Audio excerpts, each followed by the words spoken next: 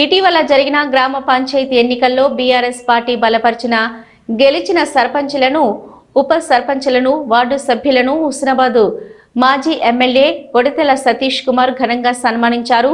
హుస్నాబాద్లోని BRS party కార్యాలయంలో సర్పంచులను సాల్వాలు, పూలమాలలతో సత్కరించి అభినందించారు.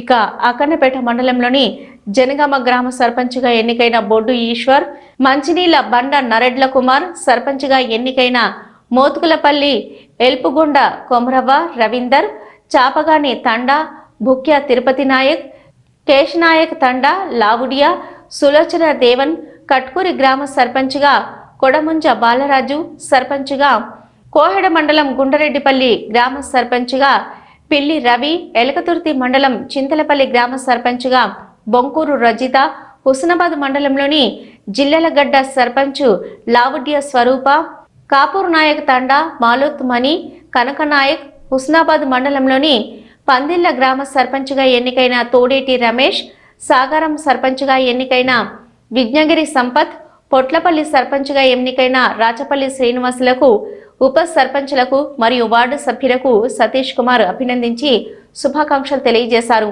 ఈ సందర్భంగా సతీష్ కుమార్ మాట్లాడుతూ కొత్తగా గెలిచిన సర్పంచులు గ్రామాల అభివృద్ధి లక్ష్యంగా పనిచేయాలని అన్నారు. ప్రభుత్వం ద్వారా రావాల్సిన నిధులను రాబట్టుకోవడంతో పాటు గ్రామస్తుల సమస్యల పరిష్కారంపై దృష్టి పెట్టాలని సూచించారు.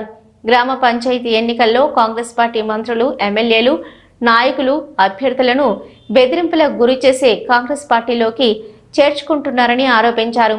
కాంగ్రెస్ పార్టీ నాయకుల బెదిరింపులకు భయపడొద్దని, బీఆర్ఎస్ పార్టీతో పాటు పార్టీ అధిష్టానం అండగా ఉంటుందని భరోసా ఇచ్చారు.